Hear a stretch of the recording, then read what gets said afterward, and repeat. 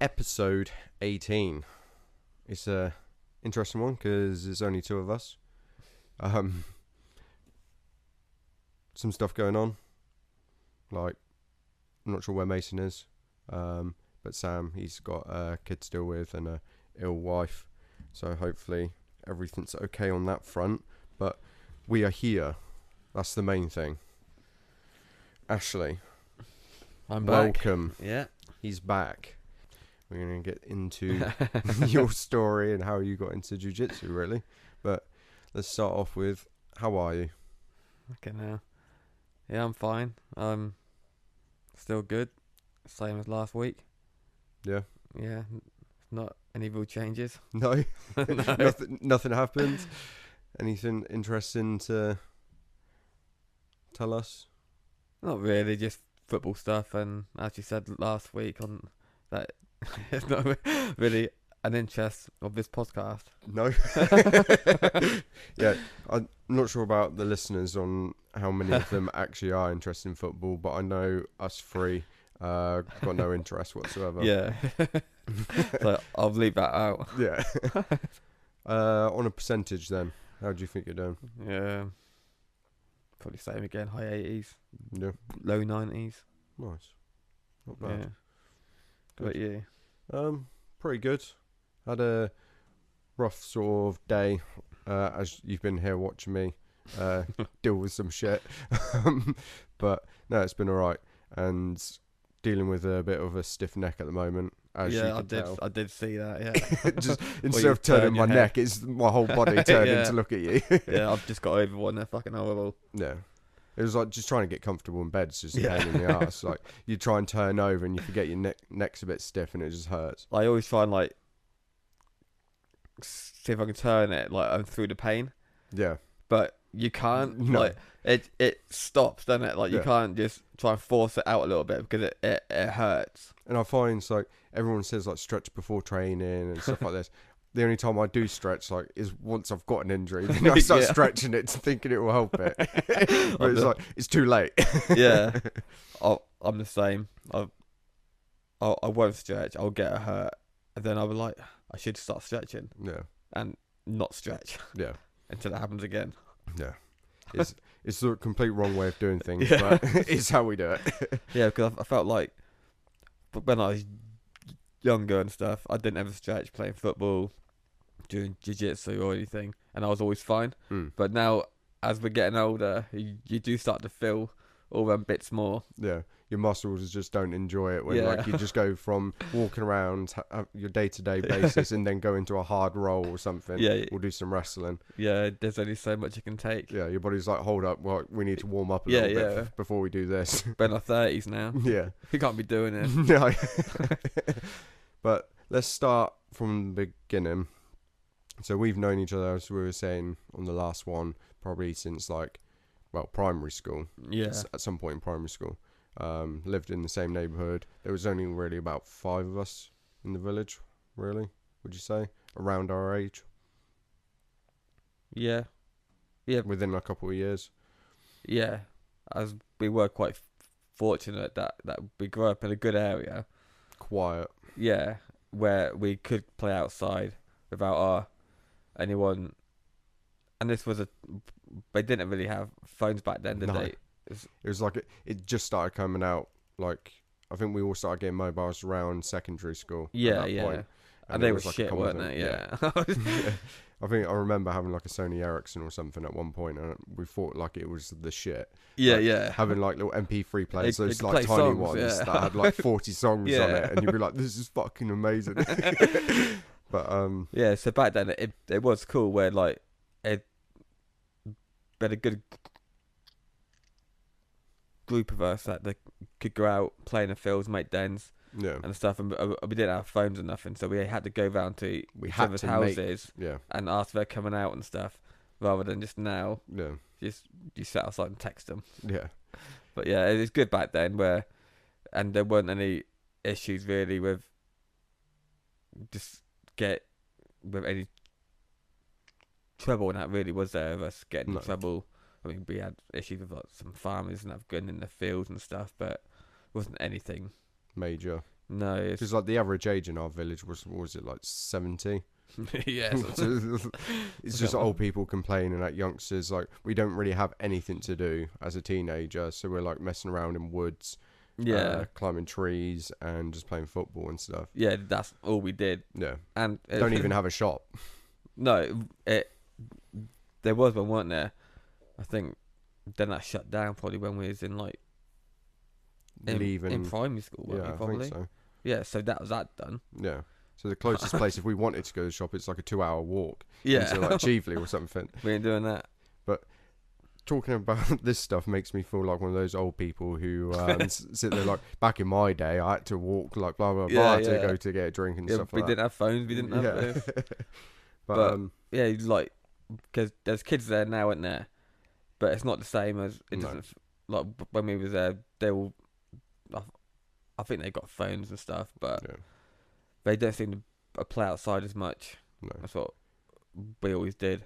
And I feel like this generation, because like back then there was always a chance like one of the old people, if we annoyed them, they'd probably hit us with their walking stick or something like that. Yeah, Like, yeah. we were afraid of people, but these days kids aren't afraid of anything. No. Like, I literally went to Tesco's, when was it, 2 days ago, around the mini roundabout, just a group of youngsters, like they must have been like 14 or something, just walked across the roundabout towards my car as I'm driving down the road, and they were just like, they just didn't give a crap. No. And I was just like, I looked at him, I was just thinking, you are the biggest bellend, and like there's nothing I can do about it, because straight away phones are out. Yeah, yeah. If I like pick him up by his neck or something. Yeah. I just like, and I just looked at him through the window. Well, my window was down, and he was just like, "Fuck off, mate." As I drove past him, I was just like, "You're literally in the middle of the road." Yeah, yeah. What the fuck? Like, what am I meant to do? This is a card. Like it can hurt you. Yeah,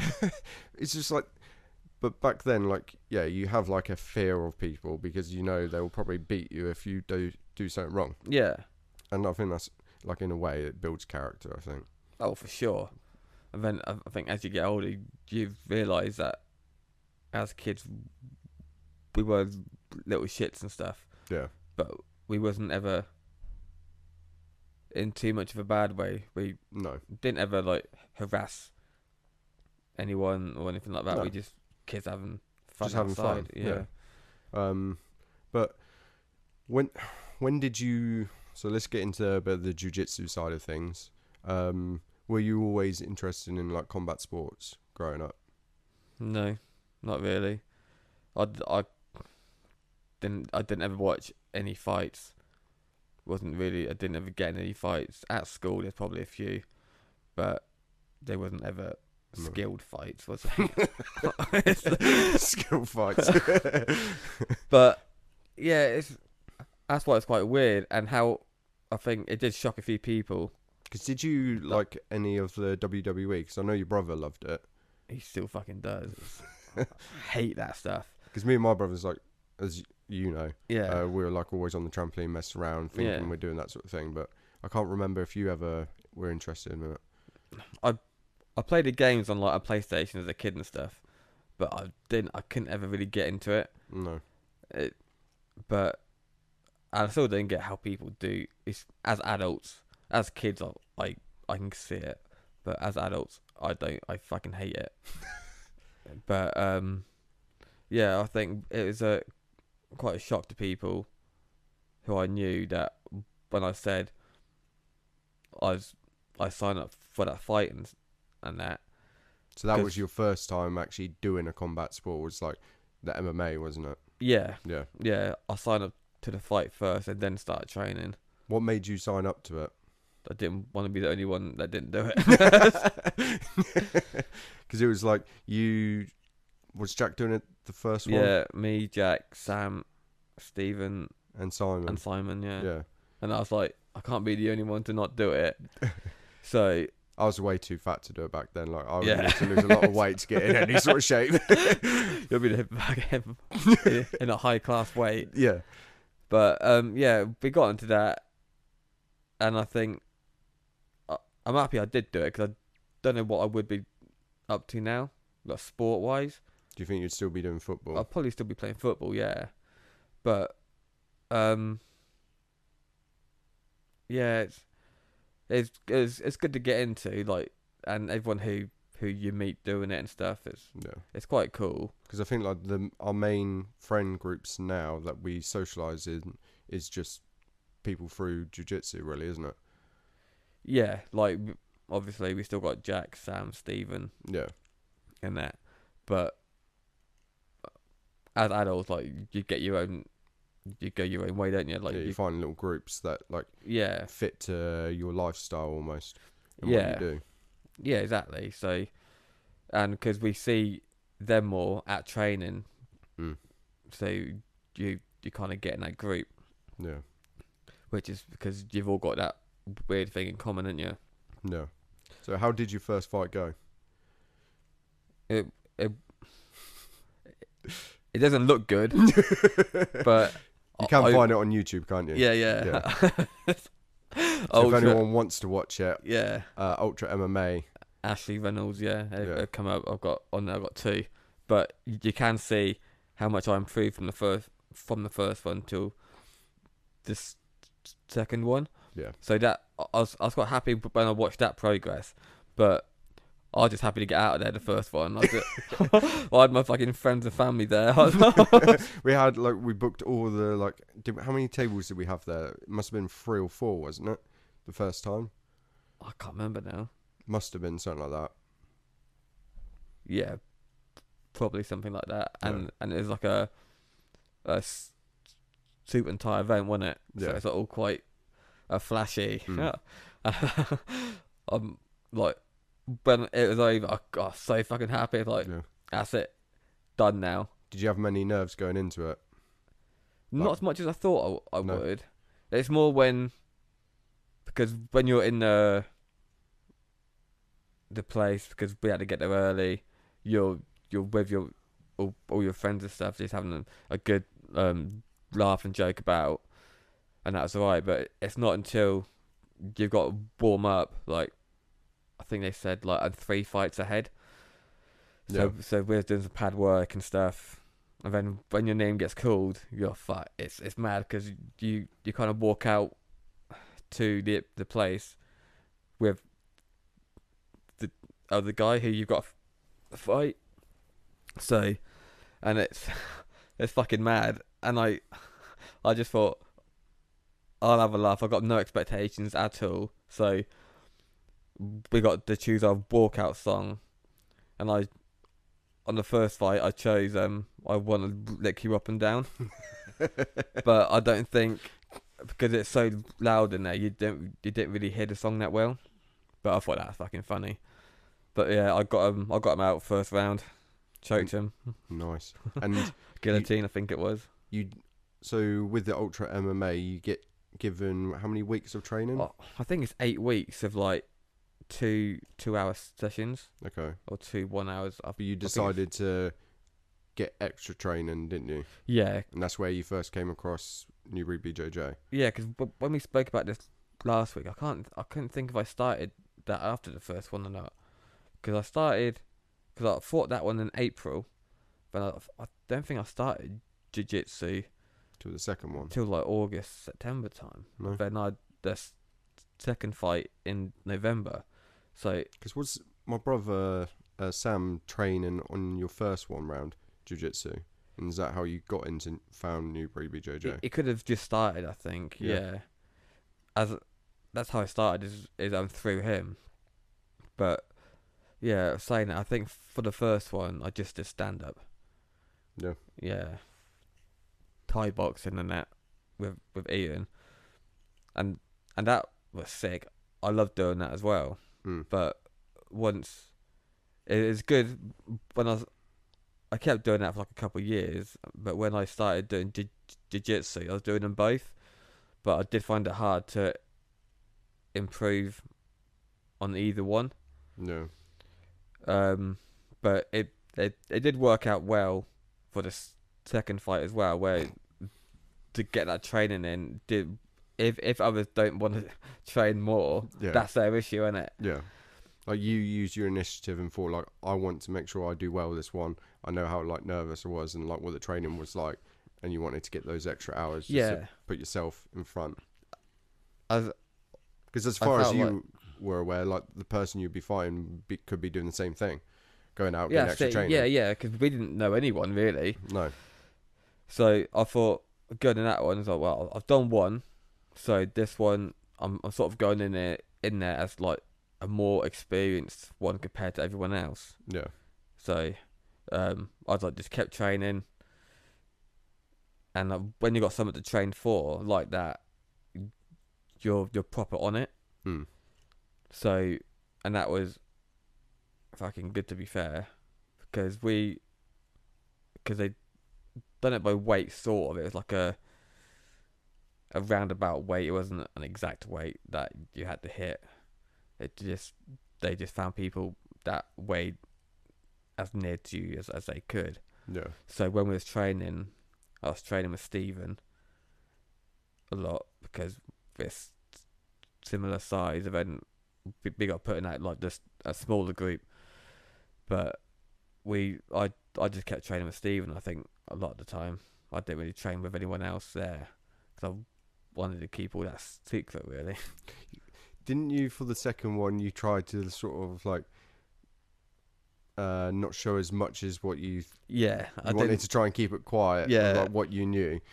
I didn't want to go into the training going all out. So yeah, I can do this. I can do And that. then they give you someone like really experienced. Yeah, Sort of to thing. get fucked up. I was like, nah, it's for charity, boy. I'm fucking, But- I'm coming that clean. Because you end up, the person you fought, from my memory, I just vividly remember just seeing a lot of leg kicks, and just like you got him up against the cage and it was just battering him with just kicks and punches. It was just like the guy just didn't have an opportunity to like do No. anything. Like I think he was just like starstruck and was like, I don't have a clue what's going on. Just spamming him. With Yeah, like, just spam him with like kicks and punches. I Poor did feel dude. good, yeah. But there's that one guy, I can't remember, right, you probably don't remember his name, but there was one guy who did it, like fair play for getting in the ring, or cage, sorry, but like he didn't even throw a punch through the whole thing, he just got battered. Do you remember who that was? It was a bit of an older guy. He looked really uncomfortable being there, but like fair play to actually go and do it, but he just like threw no punches and he just kept getting punched and like just curled up in the corner almost. I can think back to everyone talking about that, but I can't think of who it was. Mm. But yeah, there's some people in there that like fucking fair play to get in there. But shouldn't really be there. Yeah, Yeah. as like even if it is all charity and it's like low level, there's still a good chance of you getting hurt in there. Yeah, like you can never predict what's going to happen, especially at that level, because all it takes is one like hook punch, or just like even a straight, and then just knock someone clean out, break a nose or something, do some serious damage. Because everyone's inexperienced, it'd be a lot less controlled. Yeah, and it'd be the same for we wasn't used to getting hit, so it wouldn't take a lot for someone to get hurt in there if they did take a big shot, because that was the first thing anyone's ever done. Yeah. But like if it's like a professional or high level amateur, they've had fights before, they've sparred more, so they've been getting hit, so that's not much of an issue. But like everything that we've done was like brand new to us, so it probably was a lot less safe. And at this point, you were training jiu-jitsu how long? Do you reckon? Like a month, maybe? 2 months? What, for my second fight? Yeah, for your second fight. I think I started in like late August, early September, so 3 months maybe. Yeah. Yeah, I won that fight as well from a sub. And Vimakana, I think it was. Oh, was it? Yeah. That was second round that time. So technically you got worse. Yeah. I was actually fucked as well.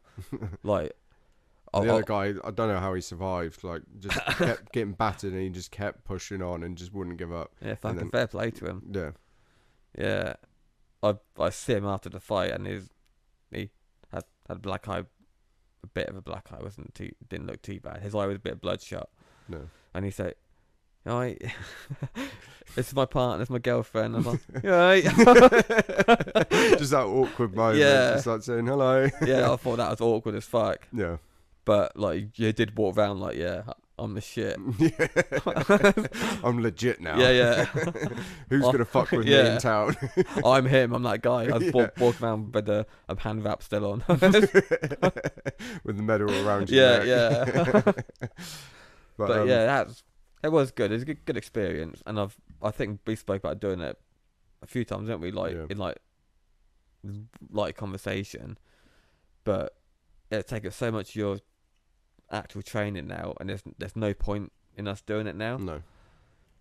Just literally be doing it for fun. Yeah. And like, as you say, like with work and just normal training as it is and stuff, like, do you really have the time to put the effort in that you would need to jump in the cage and perform to the ability you want to? Yeah, like there anything from that to gain, really? No. Because, apart from testing yourself. Yeah, but then is there going to be someone at your level doing jiu-jitsu or even a good striker, but not as good on the ground to like even it up? It's not. I've seen stuff recently on their pages and that, and it does look like it's improved a lot. Yeah. With people, but I've seen they do like pre-fight interviews and stuff. Oh, do they? Yeah, so that's quite cool. But yeah, you just get the people. It's worse than the crowd, isn't it? In like any fight event. I remember when we cornered Rich, and we were sat watching some of the fights. Do you remember the guy who was shouting like "Get up" to that one dude? He was like drunk. He was like, "Oh, just get up, mate." And he's just like, "Dude, come on!" Like, and then didn't even pick up a chair or something. It all kicked off, didn't it, at the end of that first one? Because the one that was last Rage, on the fight, wasn't it? Rage, in Swindon. It's not actually a bad event. It's quite good. It was just that one group of people that just ruined it for the night. That was the one, wasn't it? When I think that was the first time we went there. The guy who was on last, big guy, wasn't he? Yeah. And he had a load of cops there, didn't he? Yeah. Around him and stuff. His teammates or something. There was one of them who almost tried to fight the announcer. Yeah, that's it. Yeah. It It all kicked off. It was just like, come on, it's just meant to be a good night. And it just gets ruined by a couple of people just shouting and just thinking they're all that. And it's the ones in the crowd who can't fight. Yeah. Or saying shit about They're the the people worst who's in there fighting. Yeah. You think, this is backward, yeah. Like, the people in there would batter anyone out in the audience. Oh, facts, yeah. Unless they train, which I highly doubt they do. They're all pissed. Yeah. But that's the difference with, like, the MMA to a jiu-jitsu event. Like, it's a guarantee everyone watching a jiu-jitsu event, like a competition or something, it's either a competitor or someone who trains it or a family member of the person who's competing. Yeah, there's no real shit talk or heckling from the crowd, because obviously you get some people like coaches and stuff that do get into it, and they really get into it and they'll be shouting and stuff like that, but most of the time it's all chill and just everyone competes or trains it so everyone knows the situation. And after the fight it's always friendly. I've never seen one that's ended bad. No, you end up following each other on socials or something, and end up probably at some point training at each other's gym and learning something from each other. Because the odds are you're gonna fight each other again if you do compete. Because you find you always, not always, but like you seem to get your higher bouts around about the same time, don't you, as everyone else in like your circuit. So then like you're always fighting the same fucking people. It's all because, like, I guess with the UK especially, well, I say probably the same with European competitions as well. You just go to the comps around your area, especially for us. We've got so many different organisations that do comps, and like now I find it's like the brackets are a lot smaller because it's all spread out everywhere. But you end up just fighting the same sort of people because you just stick to the comps near you all the time. Because I've always thought about just going up north somewhere. And just trying something different. Yeah, just sign up to a small competition up there where I'm not known and I don't tell anyone I'm going up there. No. So that way, if you lose, it never happened. Yeah. And if you won, everyone's going to hear about it. I fucking like, oh shit, I'm the best in the north. Yeah. Yeah, and like I think it'd be help because you get well anxious, don't you? Like when you're on that day, and then like the whole day you feel shit. Yeah.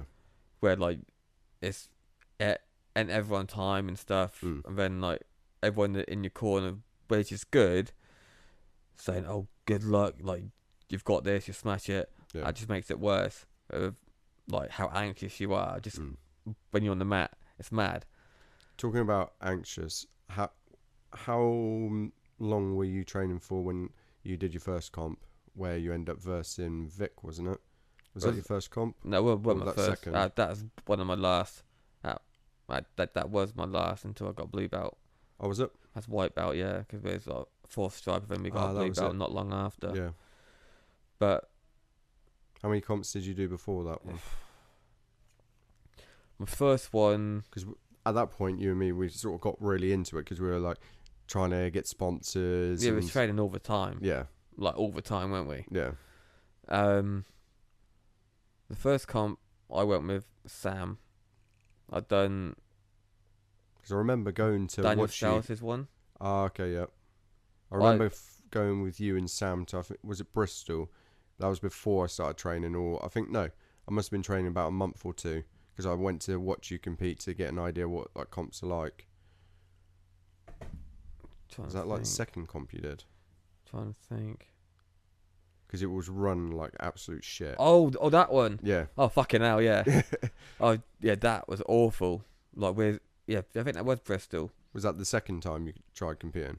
It could have been, yeah. And, yeah, we got there. I can't remember what. I was on early because I was in, like, the smallest weight, I think it was. And it's like I was in the pit for, like, an hour. Just waiting to get called up. I was dying for a piss. Then like you got warmed up. Then at that time you're cold again. You're stiff. And I couldn't be asked at that point. Got smashed on points. And yeah, and that was fucking. That weren't a good one to go to view, was it? No. I was like, this doesn't look like to run very well. No, yeah. It's just kind of bullshit. Yeah. Because you got warmed up, went in the pit or something, then you were told to go down, and then you were stood around for like an hour or something. Yeah. And then I think Sam didn't even end up fighting, did he? Because he was just like, no. Yeah. As it just me, you, Sam, wasn't it? Yeah. And your dad was there. He drove, didn't he? I don't know. Yeah, I think your dad drove. And I think Sam was like, as he still had to wait like a few hours to even start, he was like, fuck this. Yeah. So we just went back, yeah. But I think he'd done a few competitions at that point anyway. He was always competing. He had a good run at white belt, didn't he? Yeah, he just did, like getting loop chokes on everyone. It was just like he just spamming it, bait someone into like a single leg, and then he'd done the same thing. Yeah, all the time, and it just worked. I kept falling for it. Yeah, he's like, "Oh, thank you." Just do it again. Yeah, but then we done that All Stars, didn't we? Yeah, and that's we have like the whole. We had a the big whole squad. team there, basically. Yeah, and that's shit. It's good that everyone got something except me. I was like, I felt shit. But you got what, the one where you versed Vic? No, that wasn't that one. Oh, sorry. The one that All Stars where. How's your first one? My first one. Oh, where I got some guy's nipple on my face, that one, just like all rubbed over my face, and like I was like an ultra heavyweight, and this guy just literally sat on top of me and just smothered me with his nipple. I was just like, this is horrendous. Why am I doing jiu-jitsu? What the fuck is this shit? Yeah, that was a long day, and then I think everyone got something except me.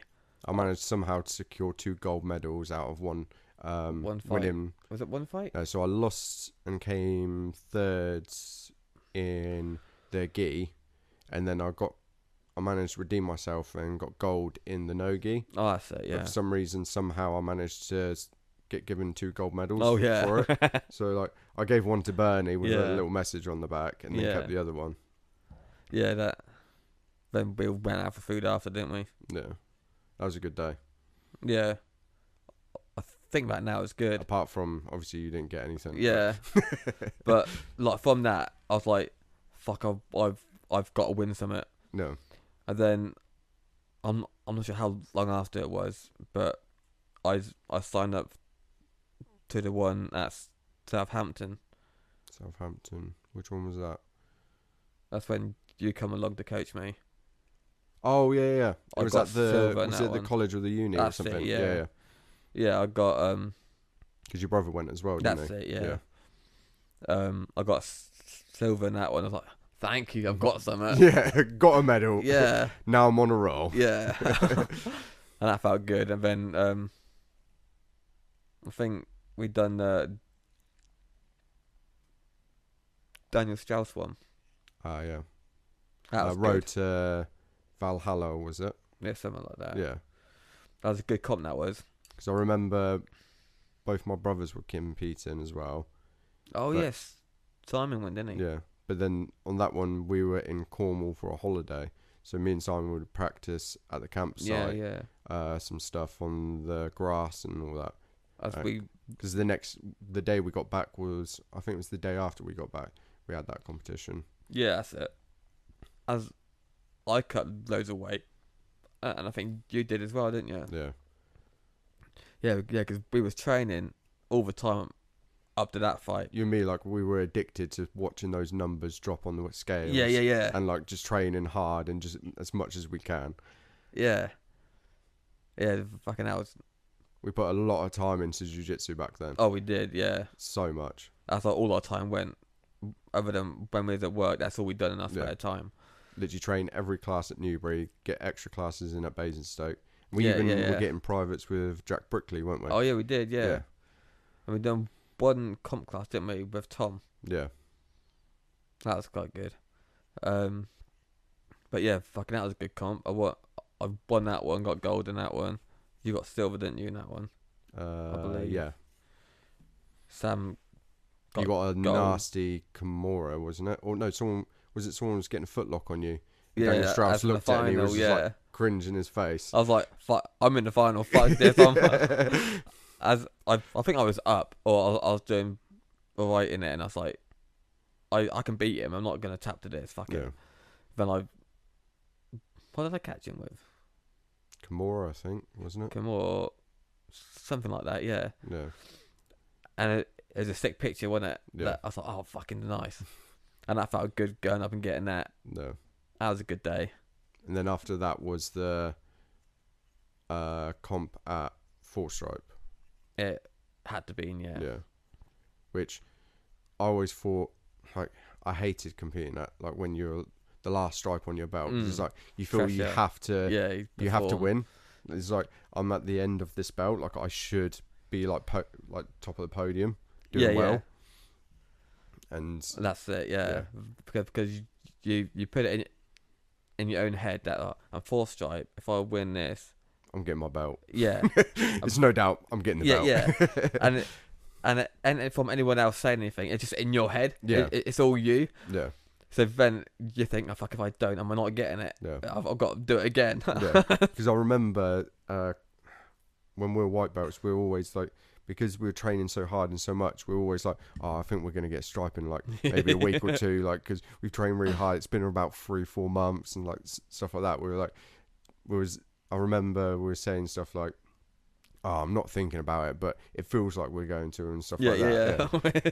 And the same for when we got our blue belts. Yeah, Just like, I'd like to think it's happening on that class, but I don't think it is. And like, and I'm putting it at the back of my head. If it don't, it doesn't matter. But Yeah. inside. Yeah, we're just screaming for it. Yeah. As that competition was quite good because we had a good team there as well, didn't we? That I think everyone got something, didn't they? I think so, or close to it. Yeah. We had, I think there was like 11 people so went to that. Yeah, something like that. Yeah. That was a good turnout. And that's where you versed Vic. That's what I thought, and that was in the gi. Yeah. Oh, did you verse him in the nogi as well? No, No. no. I think he's a weight in that one. Oh, was he? Yeah. Do you remember much of that fight? I caught him in Ezekiel. Oh. Fucking sick. Yeah, that Vic, he remembers what something Yeah, yeah. was. But I think you should have a rematch at some point. We should Well, organise. I heard him call it out, but then I thought, I've got the cards there. I can just live my whole life and not rematch him or roll him again, and I'm up. You're one up on him. Yeah. And just leave it like that. Yeah, and he's hurt. I can tell. He wants that back, but I just probably won't. He won't get the opportunity. I think even if we're at an open mat, I just won't roll with him. You see him turn up and you just walk the other way. Yeah. Just like, I'm not training today, I'm just coming to watch. I'll roll with everyone else but him. Nah, mate. Not today, mate. Yeah. You're alright. You're alright. Oh. Yeah, it's good to have that over someone. As it is, he isn't happy that I beat him, so But he's I probably think the only one I've got one over. So I'll keep it. it probably helped him with, like, as he said, like, it put him into his villain years of training. Yeah, And yeah, it could be one of the reasons why, like, he's so good now. Because, like, yeah, I think the last time I trained with him must have been like last year. Or yeah, there was a time at 7 quarters we got like a roll in or something. But no, he's really good now. yeah, Dangerous. yeah. But no, I won't find out. I'll take your word for it. But how long after that was it till you got your blue belt? It was like a couple of months. No, was it? Must have been a month or two. As we got it in March, didn't we? Like end of March. Yeah, Like, just as when lockdown or that was COVID it. Yeah, started to hit. just before lockdown. Yeah. It was the session before. Yeah. Saying that though, post came up today. This time, I see that. Yeah. this time, was it 6 years 6 ago? years ago. Yeah. Is when we got our blue belts. Yeah. So yeah, it was this time. Yeah. Yeah, I it started would have been March. Yeah. Yeah. That. As a coincidence, we're filming on the day that we got our blue Yeah. belts, like 6 years ago. Yeah. That was a good day. It did feel good, didn't it? Then to get it as well off Jeff. Yeah. That felt good as well. Yeah. Getting whipped. It was you, me, and Ben, wasn't it? Yeah. Yeah. That was. Yeah, it was a weird experience getting whipped for the first time. Yeah, because like you don't know how it's gonna feel. No. You think, and it does hurt. It sounds horrendous Yeah, as well. yeah. So it's just like you're nervous about it. And you're like, but I vividly remember it just feeling like your back's bleeding. Yeah, just hot, doesn't it? Yeah. As it isn't so much of a sharp pain, is it? No. It's hard to explain, but once that was done, that was good, wasn't it? And we were just like, yeah, we got our blue belts. Push this. We're gonna train hard, and then next session lockdown. Oh shit, wasn't it? Yeah. That's the worst luck. Like, and that's when. You started training elsewhere, wasn't it? Or Yeah. get extra training. Well, it was extra because to start off with, we wasn't training, was we? Because we couldn't. Then I found a place where I could train. Yeah, you could train while. I wasn't straight we're in away. To be lockdown. fair, that was a good few months in, I think. Yeah. I was just going down Cheveley Park doing circuit training on my own. I was in probably good shape back then. Yeah. Because I remember there was that like challenge of like, is it 5k or 10k? Oh yeah. Going around as well, and we 5K, did that. yeah. Oh yeah, it was a really weird time though, because yeah, I never believed it was going to happen. Like I was just like, it'd be cool to experience lockdown where you can't go out, but at the same time, like I was just like, it won't happen. There's no way they can lock down the whole country. Yeah, I know. It was just like, it just won't happen. And then it did. I was like, oh okay. But it wasn't anything as I expected. No. I thought, oh, the streets would be empty. It'd be like in all them films. Because you could still work, couldn't you? Yeah. You were classed as a Key worker. That's it. So that I had the choice to like what is it called when like you got paid 80% and then to not work, and then I can't remember what it's called, but I had a choice, but I was like, no, I might as well just get full pay and work my normal, just do normal day's work. Yeah. And I saved up loads because I wasn't spending anything. I wasn't going out. I just working, and just not spending. As I was at home back then as well, so I had no bills. I could just fucking save loads. Yeah. But I did enjoy it. I mean, after a while, it got boring when we couldn't go out and do nothing. Because I was living with Sam, with my brother, like, we still could train. Like, we literally just drilled through the whole of lockdown. Yeah. And it's like, that got a bit of our fix, but missing the club and the people and just getting to train regularly as normal, it started taking a toll. Did you find that? Yeah. It wasn't the same, was it? No.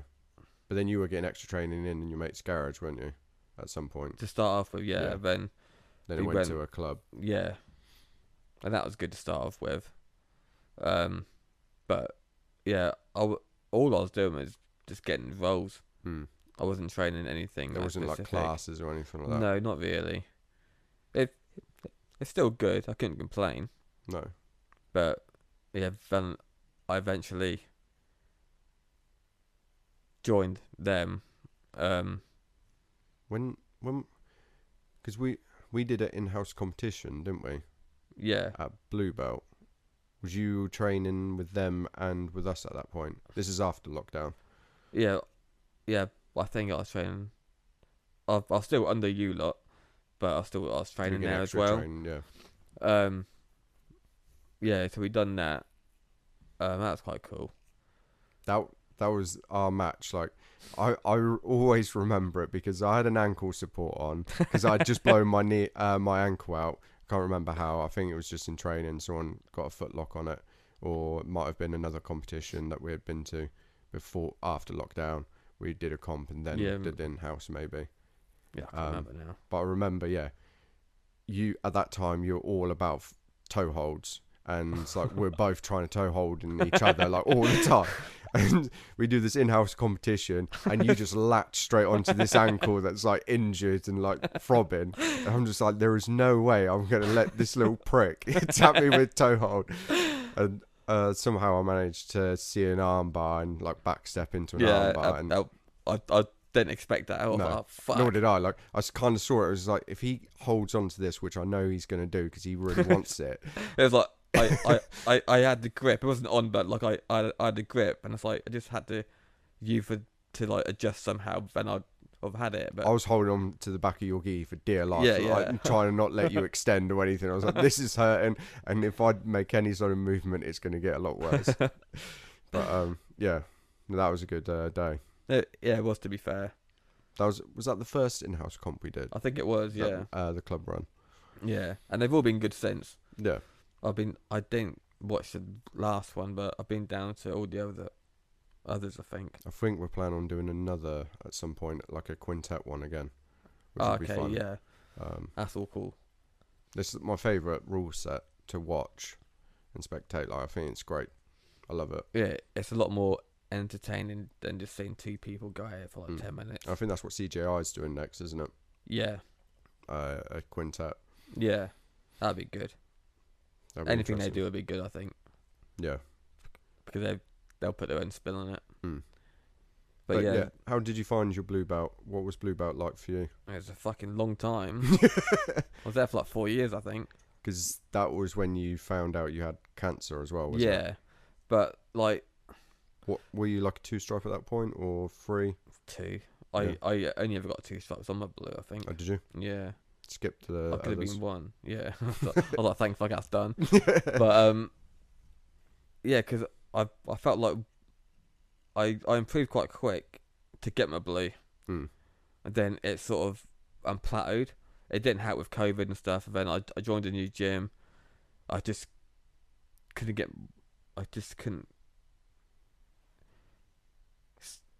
settle in there. I think it felt quite off. Yeah. Just being at a new club and stuff. You get that though, don't you? Like, I know loads of people come to me and say like, "Oh, I feel like I'm not improving" and stuff like this. It's like just push through it. It's Yeah, just yeah, it happens. keep turning up, and you'll make small improvements, and you will then. Yeah, You'll have moments where you feel like you're exploding and getting loads of new techniques or like doing really well. But everyone around you is also improving, so it's hard to gauge how much you exactly actually are. that. So yeah, and believe it, yeah, it just felt like a long time. Then I was ill. Yeah, it's when I had cancer. I How was did off. you like realize? Like, how did it come about? Oh, I just got home one day, late on a Sunday evening. Well, not late, but um, then I just had this bad stomach cramps, like the worst I've ever had. Like I've had like other stomach cramps before, but you just go for shit and it's done, isn't it? Yeah, But like I couldn't move. Then I started to take some tablets and that for the pain, and it just got worse and worse. the tablets just did nothing. Yeah, it didn't fuck all. And I just on, I was at home on my own, and I was like just on the floor on my knees, then like, with like my arms like on my sofa, just like hunched over, and I was like, I don't know what to do because I couldn't really move or do anything, Yeah, and the pain was just getting worse and worse. And I called home and that, and they said like to call an ambulance, but I hadn't ever called one at that point. I was like, is this enough pain yeah, to warrant. to call like an ambulance out? And then I was like, nah, I'll leave it for a bit. It just got worse, and I was like, all right, I'm gonna call them then. And I did, and they said, all right, we'll call you back as soon as possible to arrange someone to come out. I was like, okay. Just gonna stay on my knees then. And Yeah, just, it's like I can't do nothing. Yeah, Okay. yeah. Then I didn't. It's been like a few hours at this point. It was just getting bad. Like, was it still getting worse? Like, it's slowly just getting worse, or It did just it like stay the same? It's just like I'm stayed the same at that point, but it didn't go down at all. No. And I was like, for fuck's sake! Then I called them back and asked for an update, and they said, yeah. They said same thing again basically, and then eventually it come to like 1 a.m. maybe. I just started to fall asleep. Were Then they you called like me still back. in the same place at that point? Like, I or got did you myself manage to onto move? the sofa, Oh, but okay. still like hunched over, and I got a call back, and they said, yeah, we can come out, but it won't be for like a few more hours. So if you can get your own way to A&E. What? I was like, okay. I was like, well, okay, I shall sort it out. I got to live down there with my dad. He come down and like How was it like getting in the car? Like, was it a struggle? yeah, like I I was probably hunched over and I was walking slow and just sit back down in the chair in the car. It was fucking horrible. When we got to A&E in Oxford, and then we got there, and then someone come out and said, yeah, it's going to be a 6-hour wait. I was like, oh, fuck. What the hell? I was like, oh, fuck this. And you're still getting the pains. No, it sort of had cooled down at that point. I was still hunched over. Really, it's tight and uncomfortable, but I wasn't in pain at that point. I was like, well, I'm going to stay here. Like, I'm not going back home and out again. No. That's like, I'm here. I'll get it checked because it's not normal. No. That's the thing you can tell, like, when something's like a normal pain or like, as you say, like, usually if you get like a bit of stomach pain, you have a shit and then you're all good. Yeah, yeah. And like, you obviously was aware that this ain't right. It's not the same feeling. Yeah. And I got like ECGs done on my heart and X-rays and shit. And this is like, so I went in there. Well, it started on Sunday evening. Then I was in there till the next day, still in A&E. Probably late morning ish. And I just started to get seen like properly. They took me on like 2 or 3 separate wards. I had to keep walking to and from because they wasn't sure exactly where I should be because they wasn't sure what I had. So I was up in a surgical unit, and they come up, and they thought it was my appendix had burst at that point. I was like, okay, cool, that's calm. Like that happens all the time to people. Okay. That could be solved, Yeah. I guess. But then someone else, an expert, come and said it's not that. I'm like, all right, back to square one. Yeah. And then they said they found a lump in my stomach, or a mass as they called it. And like from there, and I was like, yeah, I had an idea it's cancer, because it's the same as my mum. She's got the same, and I'm very much like her. Oh, so like at that point, you already knew. Like, Yeah, without them it's in my head, confirming it, yeah. you were just like, it's going to be this. Yeah, like they didn't say it's cancerous or nothing like that because they didn't know. They just said they found a lump in my stomach, and I was like, yeah, okay. Like at that point, I sort of knew, and I was in hospital for like 2 weeks. I had all these cancer experts coming in and talking to me on the in case it was, and I was like, Yeah. it's okay. Like in your head, so when they were trying to figure out what was going through your head the whole time, were you just like, is it? Like, I know what it's going to be, and were you nervous or like... I was just uncomfortable, just in hospital. Like I just couldn't didn't like being there? Yeah, like all the staff and that was sound as nice. I had an Australian nurse, and she was fit, to be fair. I had my own room, and yeah, I wasn't really eating. I lost a shitload of weight. Yeah, I had all these people coming to see me, and to be honest, just during the days was boring because everyone was at work, and like I was in my own room, and fucking I was on TikTok probably. Yeah. I soon got boring. Couldn't watch football. What was it?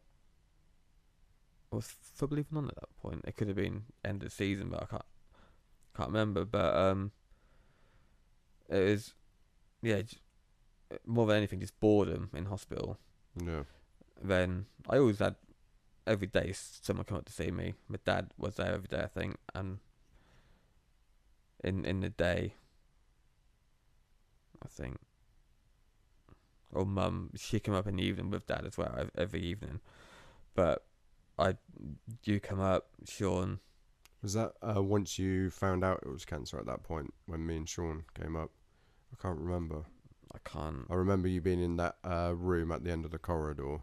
Yeah, 'cause that's when you, at the John Radcliffe when you come up the first time, because you come up to Churchill as well, and that I was know. like, We came to the same one twice. I didn't see you at John Radcliffe, I don't think. I saw you at Churchill both times. Because I remember that back room. There was one before the operation. And then, there was the first time when they thought they were going to operate, but then they didn't. yeah. And then the second time, we may have come 3 times. Because I remember it was after the operation, we came to your room and you were walking down the corridor. Struggling. Oh yeah, Yeah. Remember that? Yeah, With your like drip and stuff, like hunched over. Yeah. I was like, oh, for fuck's sake. When we saw you, I was just like, he looks in so much like pain, just doesn't look happy whatsoever.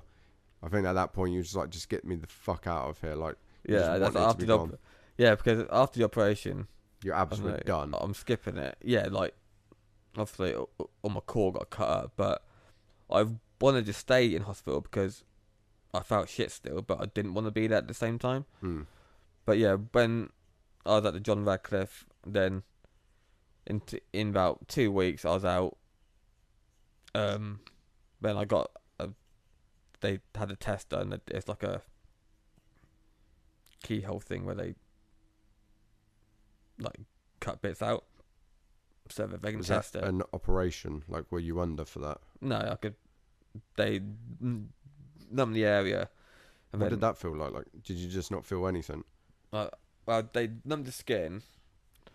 There's also an ultrasound, so they had one person doing the ultrasounds, and then like the other person seeing the screen, seeing where the on what route to go basically. So they numb the skin, then they give me an injection further in to numb the insides. They've done that like twice. Did that feel really weird? See, that was fine, the injection, but then they took out this big fucking hench thing. It's like a long set of like tiny scissors at the end, Oh yeah. where they just cut bits off to test it. And when that went in, I could feel it the first time. Oh really? It hadn't kicked in properly, and I was like, "Fuck me!" And then they took that out. Then they stuck me there's some other injection to help it work quicker. Like I hate just like people putting stuff in my mouth, like going to the dentist. Yeah. Let alone someone shoving something into my stomach and that. Yeah. Like, no. I was trying to have a conversation, and she just talked to me and that, but it felt so fucking weird. I could see it. No. I was like, so what you're trying to look for in that? I mean, Just try and take your mind off what's actually going on in that Yeah. situation. but I didn't really care about too much of that. But yeah, they found then like a couple of weeks after that they took me back in, or I was in hospital. I went back in anyway. Then they told me when I was in there, and they told me that it's cancer. And even though I expected it, it still was quite weird. What being told it. Yeah. They come and close the curtains. You think fucking hell, it's like. Then they give you like, all these options and and the plan to go forward. Was you when they first said the word cancer? Were you like, what was just going through your head? It did hit home a bit more, Yeah. because even though it was in my head anyway. Part of you, we didn't want to believe it was actually it. Yeah, then you get told it by a consultant. Like they come and shut the curtains and fucking like sit Make it down. doomy and gloomy and like try and Yeah, don't know how to tell you. but yeah, I was like, okay, like I couldn't change it and that. I was like, okay. But they said the plan going forward, and then you text me like just after, asking if I found out yet. I was like, it's weird timing.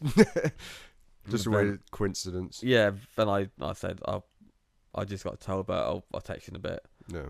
And I was there with Dad. I had some grapes. I was eating my grapes. Oh, grapes are brilliant. Yeah. But yes, and I was in and out of hospital for like probably 4 or 5 months. It's like I was in for a week, out for 1 or 2, back in again. No. Every time, because we went out for food one day, didn't we? We went Believe so. TGI's in Oh, yeah. Yorkshire. And I had steak for some reason. I didn't. It was a stupid idea, and that got stuck in my intestines or bowels, because that's where the tumour was. It blocked my bowels. Then it couldn't digest it. Then that evening I went back in there. Starting to learn what you can and can't Yeah, do. I was like, for fuck's sake, I can't have any fun. And then I think that was a time when, because I'd eaten and I've not been sick or had a shit, so it was in my stomach still. They said about to pump my stomach out, and that's when they shoved this big fucking tube right in my mouth, on up the nose, right down to my stomach. I bet that was horrendous. That when they said that, I was expecting something like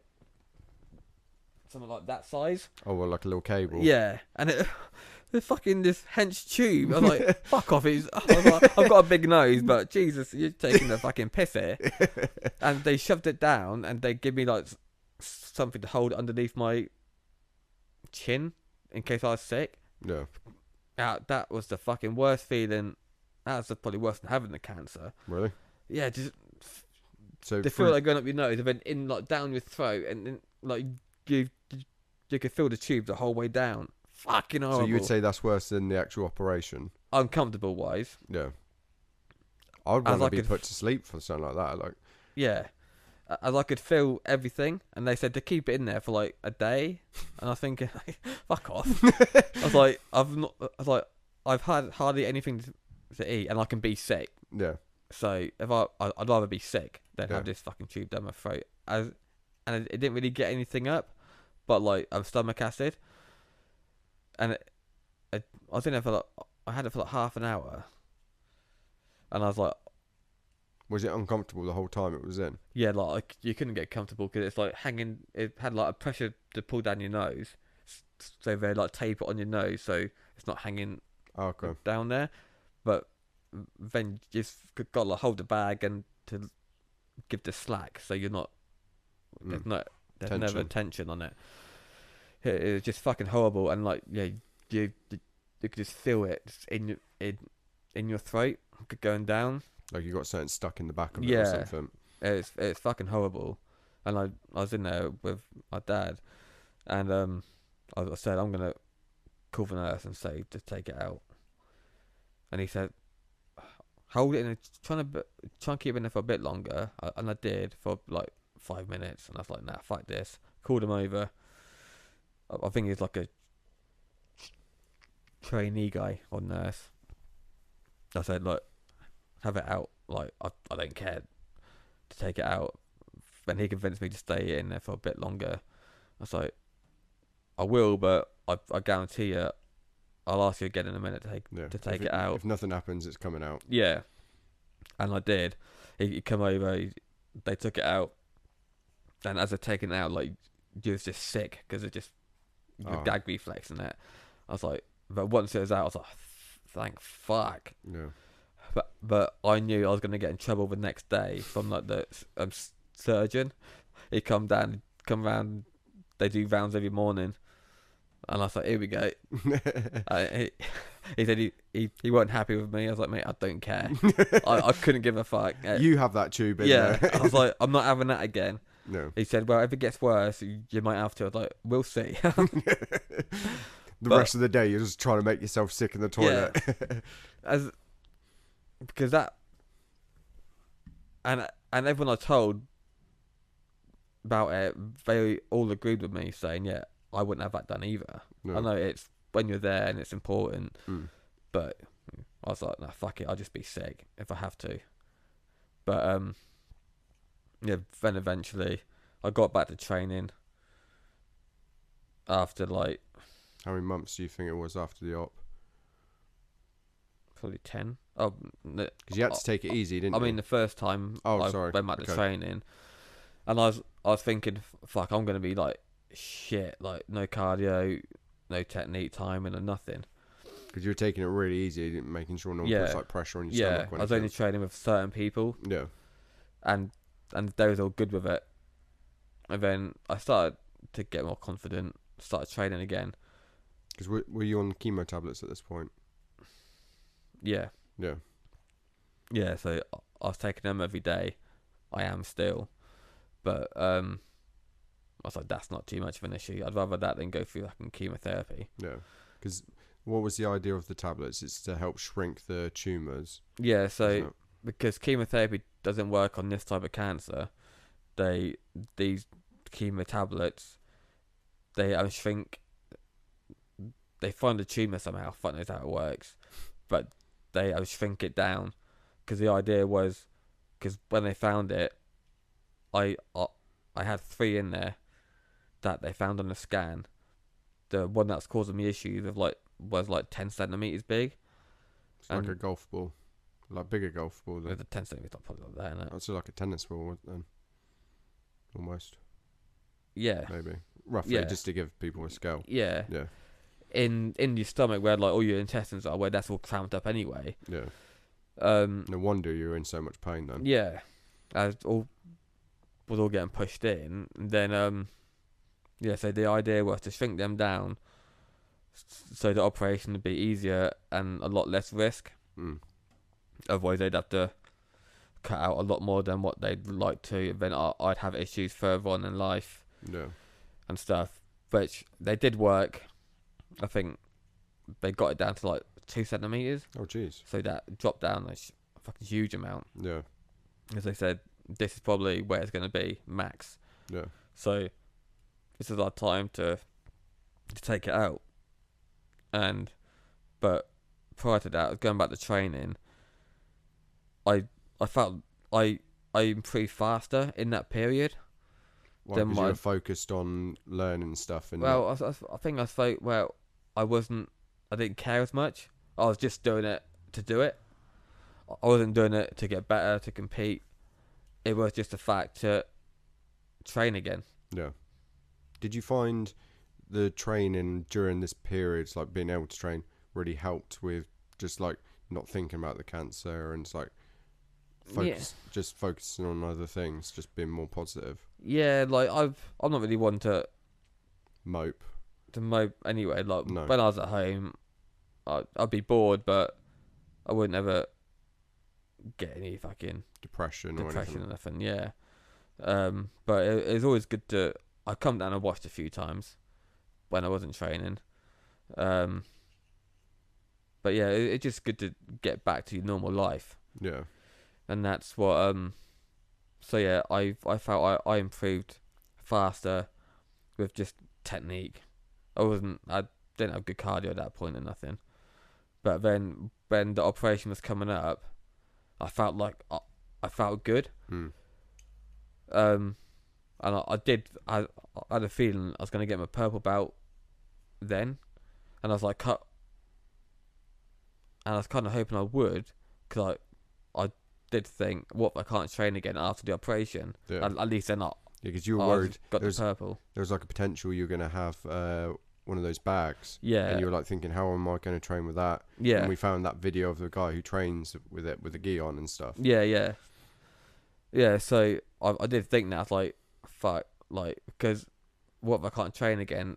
At least I'd have got the purple belt. Yeah. That's like a bit more respectable. Yeah. People respect me. Yeah. Fuck being blue belt, not just. I'll be just one of them blue belts. I quit training at blue, but then I didn't get it. Then when I did come back, or after the operation, I didn't think I would train again, because that was just like the recovery period was horrible. Was it? Yeah, like I couldn't eat. I had acid reflux all the time.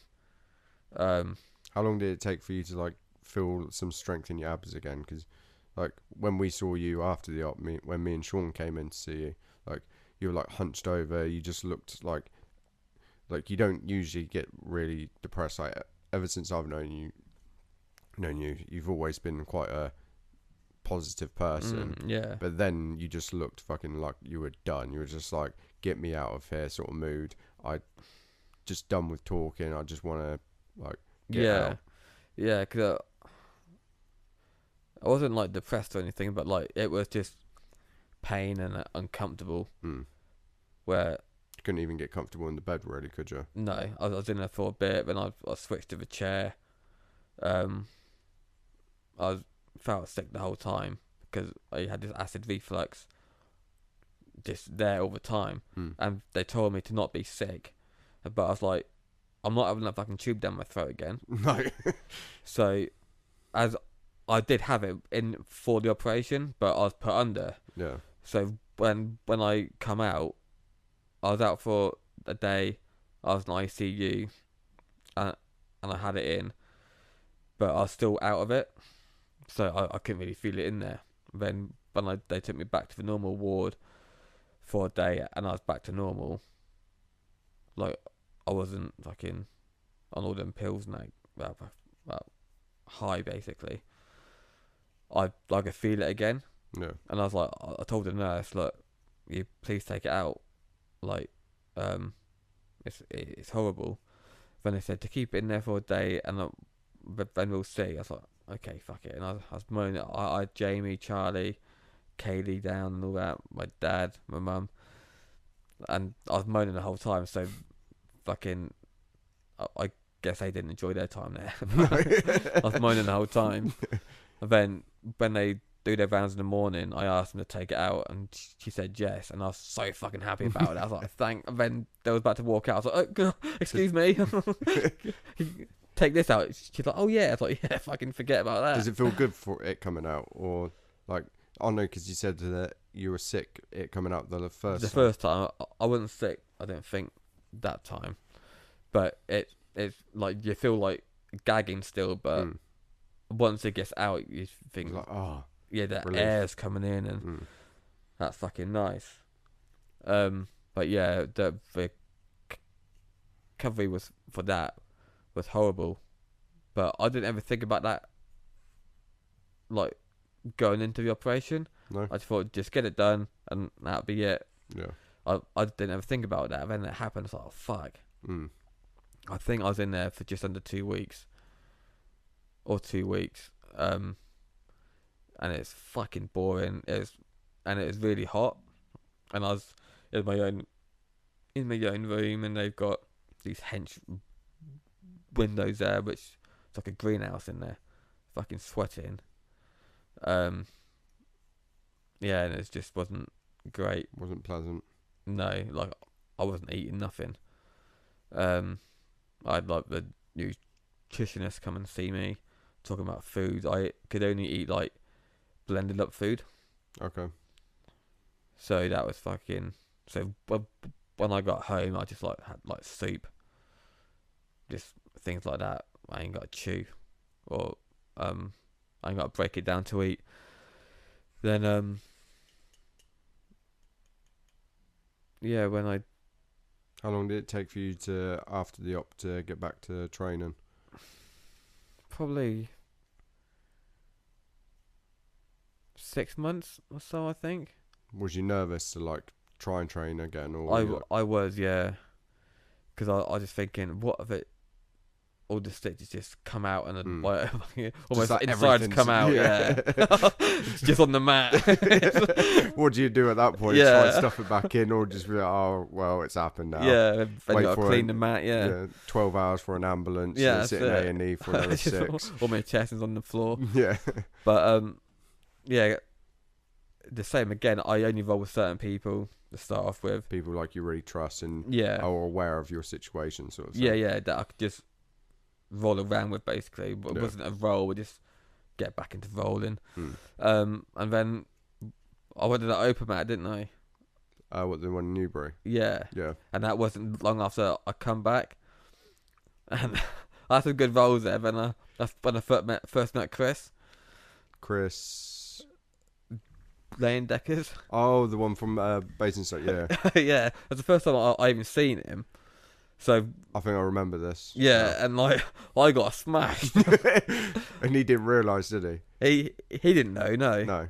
And I sort of enjoyed it still. Like, I got like You realise ragdolled the fuck. you realise it's okay, like you were still Yeah, safe. Like it did kind of help me in a way. Where I think, okay, I can still roll after that, so Yeah. I'm all good. But I remember speaking to you afterwards, and I'm like, "Who's that?" He's like, "Oh, that's Chris." I'm like, "What? You look like a brown belt?" He's like, "Blue." I'm like, "Oh." I'm like, "Fuck." But he's a good blue belt at that time. Yeah. He's purple now, but yeah, I just got ragdolled to fuck. and I think you told him after, didn't you? Yeah, that you got cancer. Yeah, he felt well bad. He's like, I'm like, no, it's fine. I didn't tell you. Yeah. But yeah, that was quite funny. No, he's a good guy, Chris. Yeah, just I got fucked. But that's a good open mat. Like, that's I think the first time I was rolling properly. So It made you realise you can still do Yeah. it and like it's okay. yeah, and I think ever since then, I don't roll the same as I did. Like, I was always trying to outpace the other Yeah. and just use my cardio. But because I lost my cardio, I was like, my technique sort of improved. So I was like, just trying to slow things down and go the opposite way. Yeah, because like for you with the cardio, like you used to be like a cardio machine. Because growing Yeah. up, you're always doing like cross country, football, just everything. Like you never seem to like gas out. No, yeah, and that was one of my strengths. Even though I wasn't that good technique wise, I could just last until the end of the round and Yeah. catch them up on when they're tired or something. But yeah, then it all went the opposite way basically. And even now, I don't really roll to gas the other one out because my cardio's never really been back as it was. But my technique's improved a lot Yeah. from then. So that's You do good. a lot of leg locks now, don't you? I play about with more people who doesn't do him Okay. because where I'm at now, I get fucked up with legs all the time. Like, that's a gym that they do leg locks. Yeah. I get caught on them all the fucking time, and fucking I'll try and hit one, then they counter one on me. It's a fucking piss take. There's one thing I need to dive into a little bit because I still don't really dive into the No, leg lock because scene. it's so deep, isn't it? Like, Yeah, it's a whole different type of jiu-jitsu. Like, Yeah. it's a whole new thing. yeah, because like you'll learn a straight ankle lock or just a standard heel hook or whatever. Yeah. Then you think, okay, I'm right at them. Then you go to someone who does do them. Fucking hell, it's ridiculous. Yeah, and like my ankles are so weak from like competitions of like people just snapping on foot locks and like my ankles popping. I haven't tried to strengthen them. Don't know how. Haven't ever looked it up, but No. they're just weak. So anytime someone gets this ankle lock on me, I just tap like straight away. Yeah, yeah. Like it's just no point. Like I've got no ego. I don't care who taps me. That's it. Who gives a And fuck it's just about like, that yeah. now? And the only way you're going to improve is putting yourself in those situations. But Like I do feel like I've improved on leg locks. Like not so hitting them, but escaping them. yeah, Which I'm quite because with the straight ankle lock, it's always the same ankle that gets fucking hit as well. yeah, But I can sort of hold them off for quite a bit. Then they normally don't think it's on. Yeah. Then let go. And with like heel hooks and stuff, just trying to get your knee line out of their legs. That's all you need to do. yeah, I say so. That's all you need to do. It's harder. It's easier said than done. But that's all I think about now. Just trying to escape that knee. Then they've not got anything. yeah. So that's good. But yeah, just getting back. It's good getting back to training now. How often do you train at the moment? It's quite hit and miss with work because I can't guarantee what time I'll be home. So, and the gym is like an hour away. So after a long day of long Can't be drives arsed, and that, yeah. you get home and you think, I can't be able to drive an hour. To then train and then an hour back. And Yeah. then sort out having a shower. Get and work early in the yeah. morning. I love the place. To train is a great place, and the people and that is sick, but it's quite far away. Does any of the times at Newbury suit you to be able to like just come to like an open mat or just? It's I can't guarantee what time I'll be because I don't really know how long the jobs will take, No. and I could be anywhere in the south of England really. Hmm. So I try and train twice a week. Have you ever I'm thought happy about with. like? Is it like the day before you know where you're going to be working, or like a week? I think I've got a good few weeks. I've got the schedule that Okay. comes up, but I don't ever look until the Sunday. Before that week? Yeah, before then I've scheduled where I've got to go. And Because could you look at like the location, just see a gym in that area, to then potentially as soon as you finish work, go train for an hour and then head home? I've done that when I've stayed away. I try to find a place nearby, but I guess I could do that. But then if they've got like you've got to pay every time you drop in, and True, yeah. it's like a £10 fee. You could a lot play of the time. the cancer card. Yeah, I could do that. Yeah. That might work. Might get a discount or something. It works for a lot of things, to be fair. It's a good card to play. But yeah, The it's benefits. Oh, but yeah, Not many of them, but cancer does have perks. To be fair, so it's not all doom and gloom. I get some free shit and a lot of sympathy. you don't get like a disabled pass or anything, though. Do I you? could have got one, I think, Oh, when could I you? was first after surgery, but I wasn't driving then. Oh, Like, and I had to like apply for it in it. oh really? And I was like, I couldn't be asked. Mm. I was like, fuck it, innit? To the Happy Park, like just right near the shop and stuff. It's like, I could do that. That would be sick to flex that about. But yeah, I just didn't get around to it, and I couldn't get it now. I don't think I've been No. taking the piss. But yeah, it's hard to stay consistent in training. But like, I think when we first started, I'd have got like all stressed out if I couldn't leave work on time to train. Yeah, But now I'm like, it is what it is. I've got to work. yeah. Um, You sort of like balanced it out, knowing like training is great and all, but it's just like a hobby, and yeah, it's like it's not like it helps you obviously. Yeah. And I'm sure like if you have a stressful day, a bit of training helps just relax you and just be like, Yeah. right, it's all good.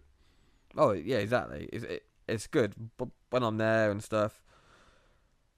Do you ever get stressed at all, like when you don't get like your training fixed, like for a few weeks or like a week or something? Not really. I don't get stressed, but like I feel bad on myself that I didn't train. Yeah. Um, it's like I've not trained this week yet. See, that would drive me insane. Like a week of no training, like I think I'd just feel really like down. Like I feel like just at least getting an hour or something. Yeah, yeah. It's like I'm not too fast at the minute. I can't No. lie. Like if if I can train, then great. But if I can't, it is what it is. Yeah. It's life, isn't it? Like I'm I'm not gonna it's out of my own control really. Yeah. And that's because otherwise I'd just be like trying to run myself into the ground where I have a long day at work driving, then go straight to training, get home late, then you always rushing around, Yeah. and I don't like that either. So yeah, it's quite hit and miss. I'm happy with what I'm doing at the minute. I'll try and get Progress two now. in. Yeah, And you're a purple belt now as well. yeah. So it's kind of like Veteran purple belt. wow, it's only just been over a year now, but it's nice to know. Yeah, I still feel like I'm improving on some things, but yeah, I just don't get too stressed about how long it's going to take me. Yeah. Because when I was off ill, I did think that all the people that was just under me was now above me, Yeah. and I was like, fuck. But then I thought, like, fucking, they're training and I'm not, Yeah. so of course that's going to happen. Yeah. And everyone, I think once you get to like now, everyone's fucking journey to it is different. Like you can't keep trying to compete with the same guy. Or No. it is what it is. Like you'll get your stuff whenever you do. Yeah. So I don't think about any of that stuff now these days. Just train when I can, And survive. you're just a no-gi person, aren't you? Ideally. I think at this point, like, you wear the gi on special occasions, almost like a suit. Like, Yeah. If you know, Or like a funeral good or mate, something, yeah. If a good mate's getting like a belt or something, then you'll put on a gi for the I occasion. think the last like 3 or 4 times that's been when I've worn it. Yeah, that's the only times I've seen you in a gi. Yeah. Same as like wearing a suit. The only times I've seen you in a suit is at a wedding or something like that. Yeah. I have thought about just training the gi just like once a week just to get that extra hour in, Yeah. but it's after a comp class of no gi. I'm like, I'm tired. Can't be arsed with Yeah. grips at that point. Yeah, that's it. I've still got an hour drive back. Yeah. So When did you stop liking the gi, do you think? it's more when I changed gyms the first time. Okay. When I was at Newbury, it was all gi, wasn't it? Yeah, like majority. I think we had one class that was no gi at that In the time. morning, wasn't Yeah. it? Sam, I think that's under Sam, wasn't it? Yeah. And I didn't get it at that point. Like I was like, this is hard. Like I Yeah. can't grip nothing. Yeah. And then when I joined the other place, I was I think that's more half and half. Yeah. I was training still more gi, but I was training with people that preferred no gi. So then that just sort of went that way. Because you were getting training with Marco, wasn't it? Yeah, and he didn't like the gi himself. He does train it now, like once a week, I think, just to get the extra hour in. Yeah. But yeah, he didn't. I think he kind of changed me to that. And now you just despise it, like the grips and stuff. Oh fucking hell, yeah, it's horrible. It's horrible. Like I was gonna say on here, like about gi and no gi, Oh yeah, go for it. where Because we always talk about yeah, like what people prefer and like what do you think's more realistic and stuff like that. So yeah, getting like, everyone's take on it's gonna be. yeah. So this outtake is probably not one you've heard before, Here we go. I'm gonna sit back for this. but I think no gi is less racist because Sorry, we don't see what's colour. So, What? because when you're wearing a gi, it's all about the colour belts. You see colour, and then it's more diverse group. I think it's more. What about the ranked rash guards though? Yeah, but Then anyone you can wear a rank rash guard. It'll look the same. Yeah. You can't always tell. But yeah, I just think. I see where you're going with it, like in the sense, like don't know how to word this now with the way you put this, but like Everyone's the same, you know. We're all one. We're a good group of lads, you know. so you're saying people who train the gi are more racist? Is that what you're trying to say? You heard it here first. They ain't good people. And I can't be having that on my conscience. I've never heard someone put it in that context, but yeah, I've heard one of your early episodes when I first started hearing it, and that come to me. I was like, oh, I'm gonna say that. You held on to that until you were gonna be on it. But I wrote it down as well, so I didn't forget it. which one do you think's harder? Or do you think they're equally as hard as each other? In their own way, ain't they? It all depends on your game, I guess. Where if you are like the gi seem to favour more the older people, don't they? Where they can slow the younger ones down. No. With grips. With like skill wise, like they're both the same, aren't they? They both got their own skill. Yeah. But yeah, I guess it just depends on who you are, how you want to roll, and who you're rolling against as well, I guess. Because I guess it'd be if you're training no-gi with someone who's good at judo, they're still a threat standing up, obviously, but you wouldn't think about it too much then. But if you're in the gi, then they can fucking. But what about chop you someone down. like, for instance, like Ozbek? Like I'm pretty sure, like a judo black belt and jiu-jitsu black belt, and he launches people around no-gi like all the time. Yeah, I mean there's always them people that can convert it easily enough, and I guess when you're that level, it's easier to convert it to both anyway. But just adjusting how the you hobbyist, approach I it. guess it's a bit different, isn't it? Yeah, I suppose. But yeah, which one would you say is like more realistic for like self-defense? If you have an opinion on that. I have thought about it, and I've heard people's takes all throughout the years and that, and they've both got arguments. Yeah. What's your opinion? Like, if you had to think, like, for self-defense, like, if someone came to you and said, I want to learn, like, jiu-jitsu for self-defense, where would you steer them? Don't pull guard. I mean, is in like, would you steer them towards a gi class, or would you steer them towards like a no gi class? I guess I think that the argument that does stick out for the gi is that they're wearing clothes, aren't they? Yeah.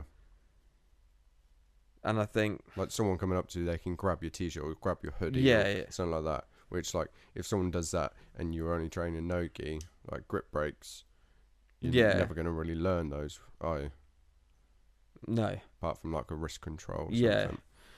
Yeah. I guess for that, I guess it would be more gi because of the fact they're wearing clothes. But I guess it all depends on where you live and what kind of situation do you find yourself in. If you're in like a sauna, then someone pulls out a knife, both naked and shit. Yeah. No grips. Yeah. Bit sweaty. Yeah. But yeah, I think for that it probably would be the gi. No. For that aspect of self-defense because you've got the grips. I guess, yeah. I guess that's probably why it started. In So you the would say gears. gi is more catered towards, like, you would say it's more beneficial for someone to learn in the gi for self-defense than no gi. Yeah, But and you only train no gi. yeah, because if I die, I die. If I get fucking, You can't be bothered they with can't the rob me grips. of anything. I ain't got nothing. So, like, if someone tries to rob you and they grip you, you're just going to be like, mate, can we just take our tops off first? Yeah, please. Let's be men. Yeah, let's be men about this, all right? Let me sit on my ass. Yeah. If I get inverted. Yeah. Go for a toe hold or Yeah. something while he's trying to stab you in the back. Yeah. But and I would say, even though I'm not a fan of the gi now, if you're starting off jiu-jitsu as a whole, I would start in the gi. Yeah. Or at least do both. Hmm. Because you can take it from both, I'd imagine. Do you think some people give up on the gi too early because they find the no gi easier off the bat? Yeah. Like, because there isn't any grips, they don't have to worry about someone pulling their gi jacket down towards the mat and stuff like that. I think so, yeah. So they're just like, oh, this is... Because jiu-jitsu in a whole is a difficult thing to do, and that's why we do it. Yeah, because It's fun, but it's hard. yeah, it's just fucking hard. Yeah.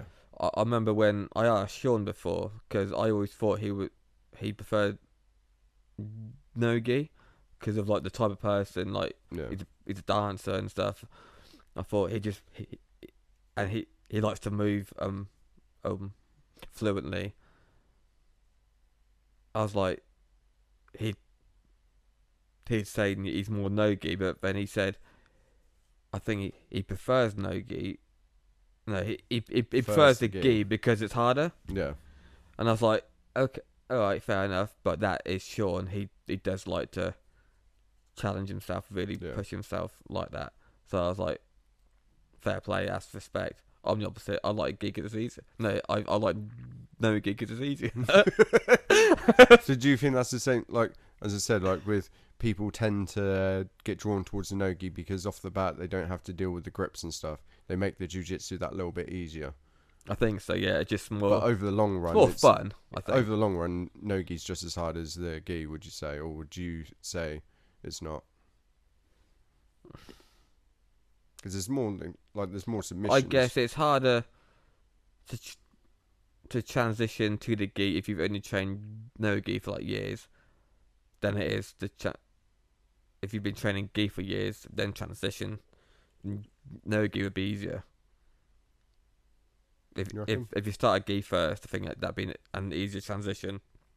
Then if you started no gi and then transition to the gi, I think that'd be hard. I think that's an interesting debate to have because like they both got pros and cons. Like if you only trained the gi and you transition to no gi, you've got none of those grips that you can do. Yeah. But then on the same token, if you only trained no gi and then transitioned to the gi, everything that you do still works, but suddenly you can add grips in. But then you also have to deal with grips, which you're not used to. Yeah, because you'll be against someone else who does use all of them. I think for your own game it'd be fine, but then when you involve them with someone else. Surely the person who does the gi transition to the no gi, trying to get their stuff to work when they can't actually grip, is a harder transition, would you say? Yeah. And the pace of it. Yeah. Mate, yeah, it's like, I don't think there's a right or wrong answer. No. Depends on the person. Everyone's got their own take on it. Yeah. Like everyone's game's different, so yeah. Some gi games may suit transition to no gi a lot easier than some of the others. Yeah, I do feel though if jiu-jitsu is gonna get more spectators as a whole, as a sport, it won't be in the gi. Just because you think no gi's more exciting. It's more entertaining to watch. Yeah. You get less stalling with like the grips and into guards. Yeah, especially now that CGI brought their rules into it. I think those pit rules though could make gi fights even more interesting. I'd Especially be good to see it in the gi without the point system, because like people are so worried about getting their guard passed Yeah. or like getting swept. They hunker down in these like headquarters or like half guards and stuff like that, and takes ages to get out and pass the guard. Whereas going into something like the pit, where you don't have to worry about going out of bounds or the points, I think it could be more exciting because people are more willing to take the risk of the pass or something. Yeah. Because they don't have to worry about the points. And they've got rounds. Yeah. Which is good. Yeah, just more. It just breaks it up a little bit, doesn't it? Then just sit in one fight for like 10 minutes long. Yeah. I think CGI would be the place where they'd get spectators who don't train that would still watch it. Because obviously I trained, so I found it exciting anyway.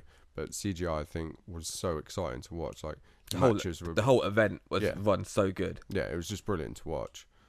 Like I was talking to a girl at this point, and she don't train obviously, and she always said it was gay, which I'm not going to argue. I can't. Jiu-jitsu is a bit gay. I've got no argument against it. I'm like, yeah, it is. And then I was watching that weekend, and then I was talking to her when Craig Jones was about to fight. Oh, yeah.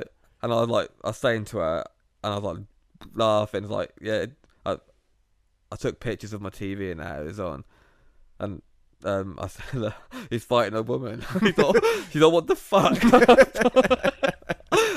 and then she tuned in and watched it as well. Really? Yeah, and just him. He stripped off his fucking shorts or trousers, just wearing speedos. Yeah. She was like, what the fuck? I'm like, this isn't what I do.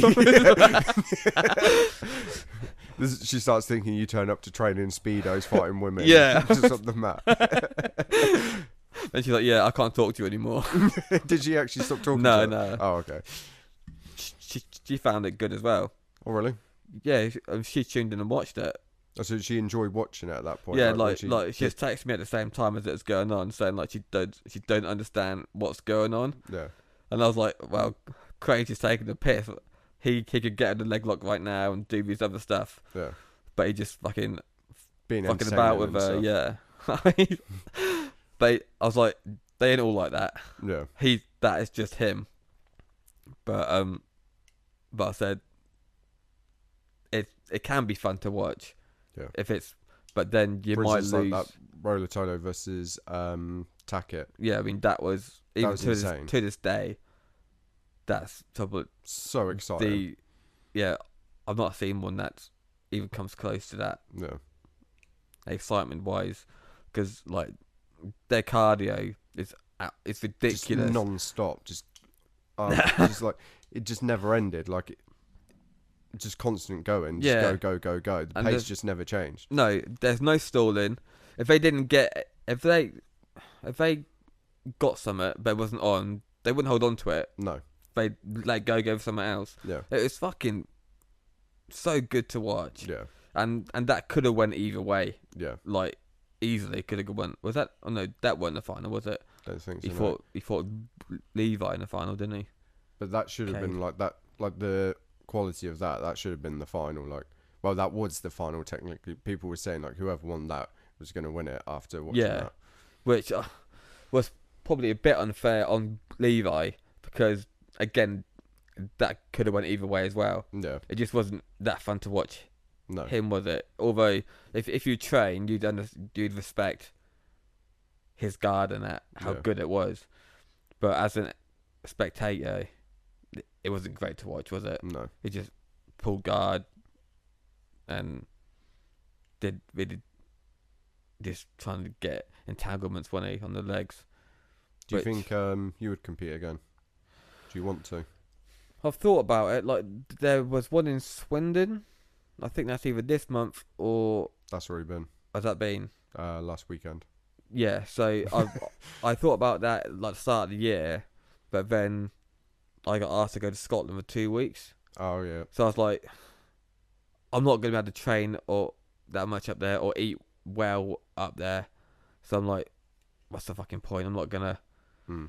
As I'd want to lose a bit of weight first to compete, and I'm not that fussed about it. I like to go watch others compete. Yeah. It's quite nice. Like we had that one stint like around white belt and that, where we were just all about competing and just like pushing ourselves hard.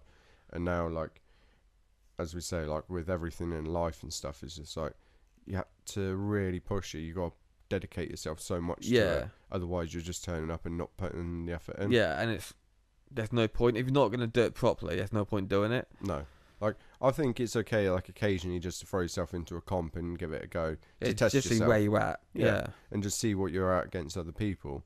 But to, like, do the whole competition scene and, like, get on all these events and stuff, like, you got to have so much time to put into it. Yeah.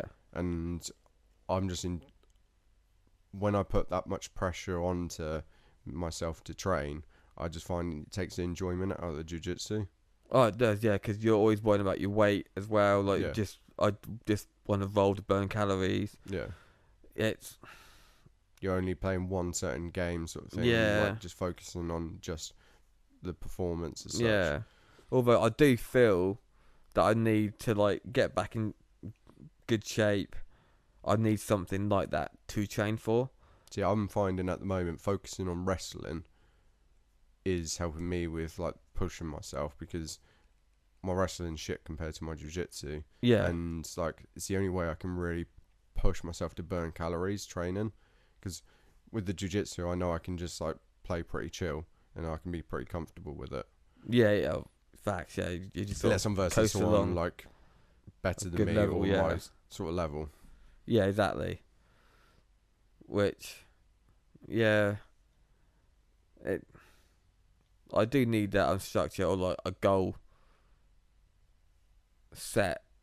Like if it's a certain weight goal, if it's just versus Vic, like, we'll set that up. That would be a good I've goal. won that fight already. Vic, I think we're going to struggle to get him to do it. What am I going to gain from this?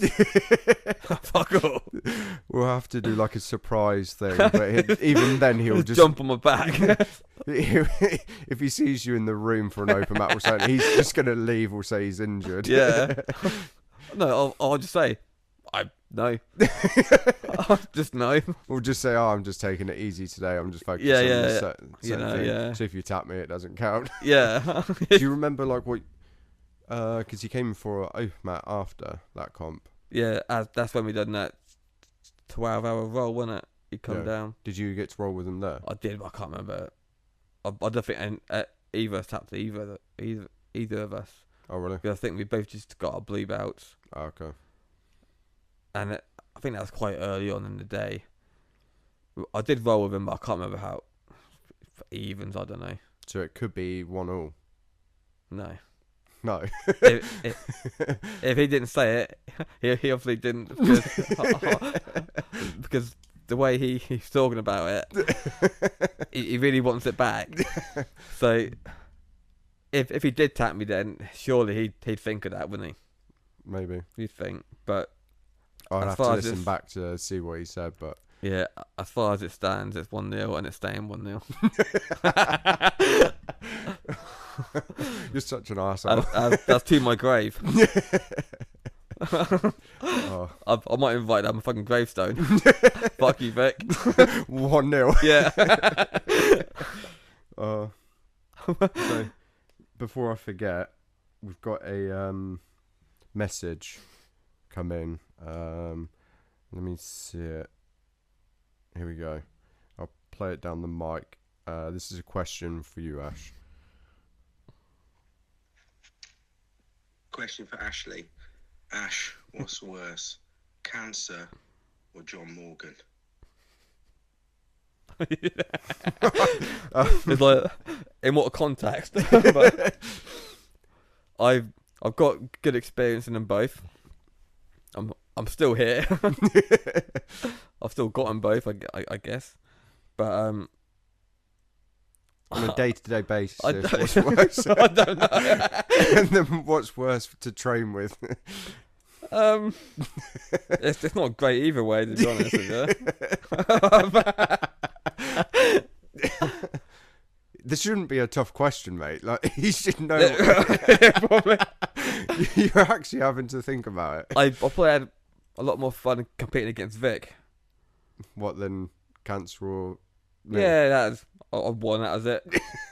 it's done for life now. But with this one, I don't know. I guess there's still more time to go. Because I'm guessing, like, through training, I've probably tapped you more times than you've tapped me. Oh, facts. Way more. I think the only time I've caught you is when you've had a bad day. And I just took my chance. Just take it and Yeah. just hold on for it. I think probably in all, I've probably tapped you 3 or 4 times at most. And they're probably toe holds or something. Some bullshit. Yeah. I think I did tap you once at Sean's, like, with a Tarika Plata, maybe. Well, I blew my own knee out trying to calf slice you, wasn't it? Yeah, At which Sean's. I guess I can count that as a tap. Yeah. The verbal tap. But yeah, other than that, it's not. So what would you say, cancer or me? What's What's worse? Got to think carefully here, man. I thought what's worse for me, Yeah. I guess. Overall. Well, I guess cancer can't talk shit to me, so probably you. Cancer doesn't talk back to you. No, yeah. I won't get like a laugh during the roll if I've done something shit. You just get a bad tummy. Yeah. I'd rather that. Yeah, so probably I'll say John. Yeah. Yeah. I'm worse. Yeah, you are type of cancer, I guess. Oh, Jesus Yeah. Christ. I'm not sure if this episode's going to go out very well. So, yeah, I think that's the only question we've had so far. Yeah.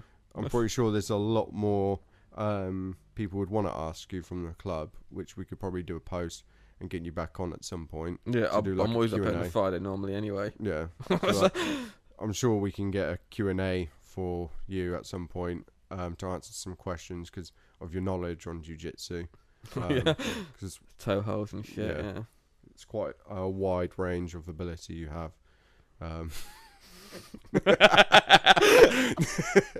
But you got any questions or anything you want to say? Not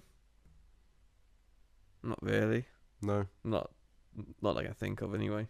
Any advice for someone starting jiu-jitsu? Like first day?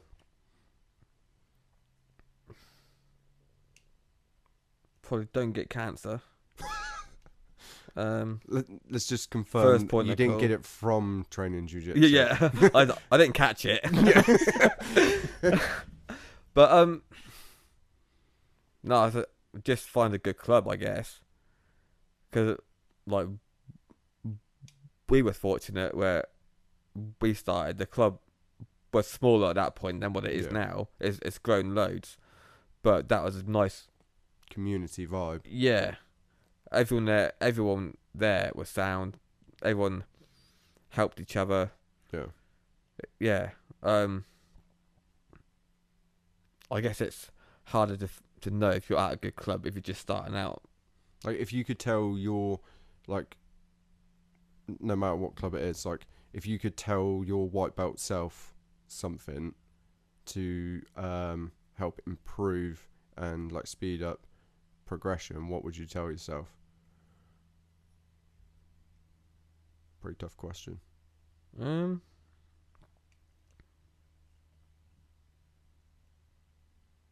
I guess